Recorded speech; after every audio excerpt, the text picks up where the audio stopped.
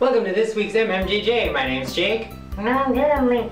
And this week we're going to be talking about our number 3 ranked Morning Musume member. Take it away, JR. This week, my number 3 favorite is... Who's your number 3? You saw you told me. This is Rachel. Welcome to Morning Musume Monday. My name is Jake. And my name is Jeremy. And welcome to our new office space. Yay! So new and empty. And we probably sound like we're in tin cans. This week in our new space, we will be talking about our number 3 ranked Morning Musume member. And I think Jer should start us off. Jer, who is your number 3? My number 3 is the one and the only, the perfect Yoshizawa Hitomi. When I first started getting into Morning Musume, Yoshi was my absolute favorite, and there was just something like so relatable about her and like just really like drawing. And I loved her, and I loved her presence, I loved her personality, I loved everything about her style and just how cool she was. And I think that she has always been one of those top favorite girls. Even if she did not sing the greatest, there was just something so magnetic about her. And she was originally my first, when I first started listening to Morning Musume, and then when I found out she had graduated, then I kind of started paying attention more to the other girls. And now that I have fallen in love with so many of the other ones, Yoshi has stayed on that top 3, but she's fallen from my first place spot because she was not as active when I was a fan. So it was not to anything that she did or did not do, it was just that she wasn't in the group when I really started getting into it. So naturally I was drawn into other girls, but Yoshi has still kept me interested after all these years of her not being in the group. I will completely credit Yoshi for the reason why I fell in love with Morning Musume, because the very first single that I ever heard from them was Kanashimi Twilight, and it was Yoshi's presence, her energy, and just her cool, sexy, boyish style that really made me want to be interested in the group. And I think that she has this strange power about her, this strange star power that really just makes you want to be interested in whatever she's doing. So thank you, Yoshi, for being the one that got me into this group. My number 3 is the one, the only Takahashi Ai. Ai-chan is and will forever be one of the greatest voices that has ever graced Morning Musume. I think she was one of the most dynamic performers. I think she was one of the most compelling girls in the group. I do, however, think that she was completely wrong for Morning Musume. But let me explain why. I think she was too much of a soloist for Morning Musume. Not that that's a bad thing, per se. It's a bad thing in the sense that in the scheme of Morning Musume, she didn't quite belong because she should have been a solo act. But she brought so much talent and charisma, uniqueness, nerve, and talent to Morning Musume that she was a very important member.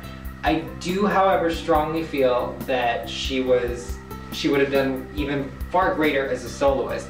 And that's saying something, because she did amazing when she was in Morning Musume. She was pretty damn popular, and she accomplished a lot.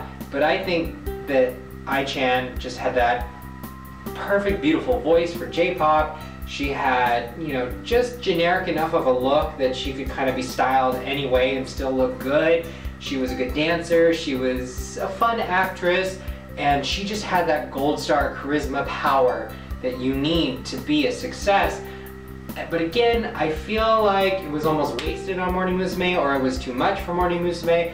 I love Ai-chan, I love her voice, I love hearing her sing. I just would have loved to have seen her have a solo career. But her sheer talent is what puts her at number 3 for me, because she was just that talented. I would contrast her with Gaki, who had all the potential to be a solo hit, but was so much of a team player. Not that Ai-chan wasn't a team player, but Gaki almost lowered herself to Morning Musume standards. She made herself a Morning Musume member.